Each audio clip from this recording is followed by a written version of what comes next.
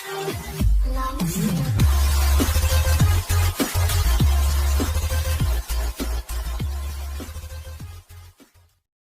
dear students, welcome to AJK Geography classes. This is me, and this particular video is all about the 45D7 and 45D10.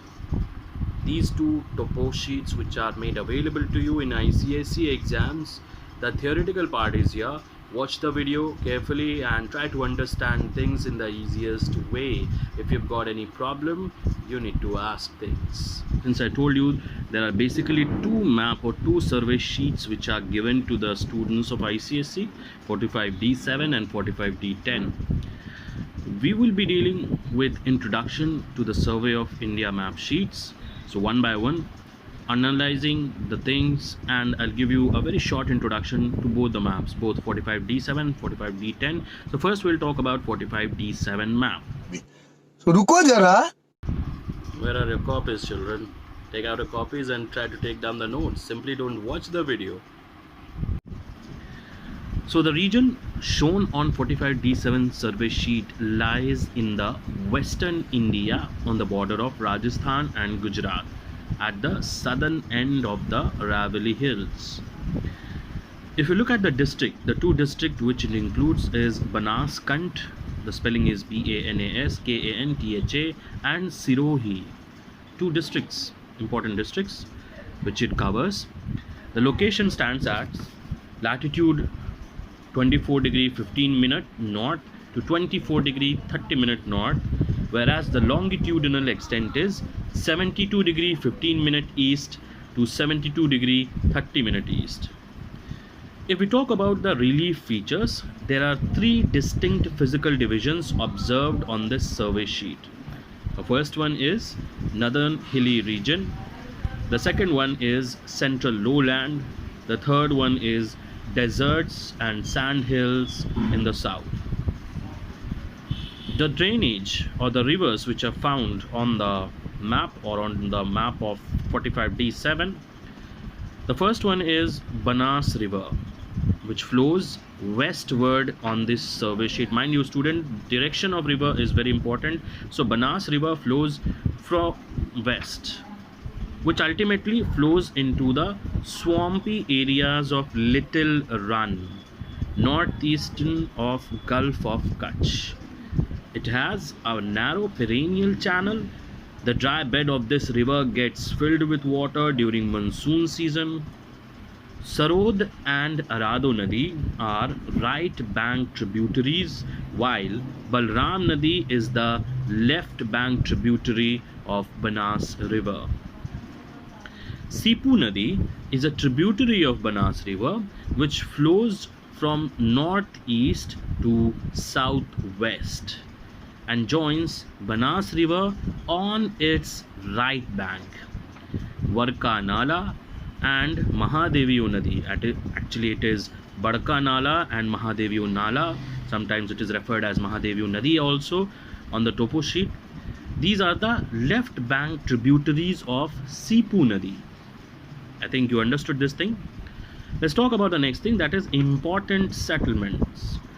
Chitrasani is the most important settlement on 45D7 map. Whenever you get a 45D7 map, the most important settlement on this particular map is Chitrasani, which is linked with Western Railway and Metal Road. This is the reason why Chitrasani is the most important settlement. The reason is it is linked with railway, Western Railway and Metal Road, and there are numerous settlements scattered all over the plain region. Let's talk about the next one, the next topo sheet which is given to you, that is 45D10. The region shown on the 45D10 survey sheet also lies in the western India on the border of Rajasthan and Gujarat at the southern end of the Aravalli Hills. So location, there is a very slight difference between the location. Districts are also the same, Banaskant and Sirohi. The location or the latitudinal and longitudinal extent lies as latitudinal extent is 24 degree 30 minute north to 24 degree 45 minute north, whereas longitudinal extent is 72 degree 30 minute east to 72 degree 45 minute east. When you talk about the relief features, there are two distinct relief features or two distinct physical divisions observed on the survey sheet.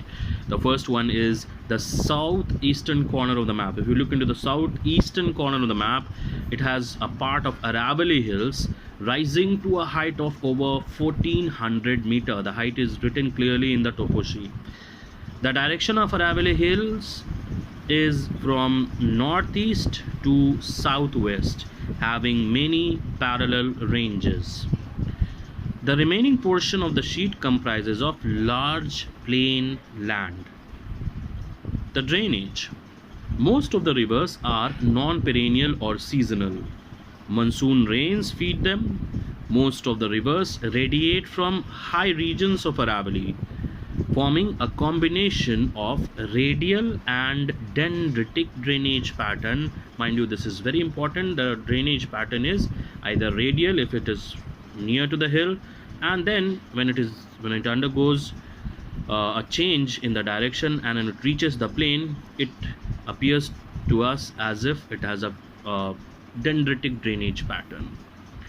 So in the plains, Sipu Nadi rises in the hills north of Abu, flows in the southwestern direction, and Sipu has many tributaries as well. The name of the tributaries you can write down: Sukli, Undavala and Dior are right bank tributaries, and another Sukli, Dhavli and Devangan Nadi are left bank tributaries.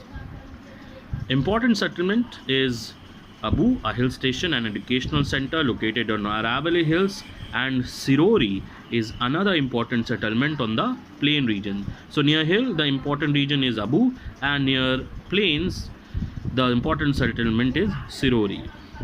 Now let's talk about the next feature, that are the common features which you will find on both the map, that is 45D7 and D10 survey map. Let's talk about season.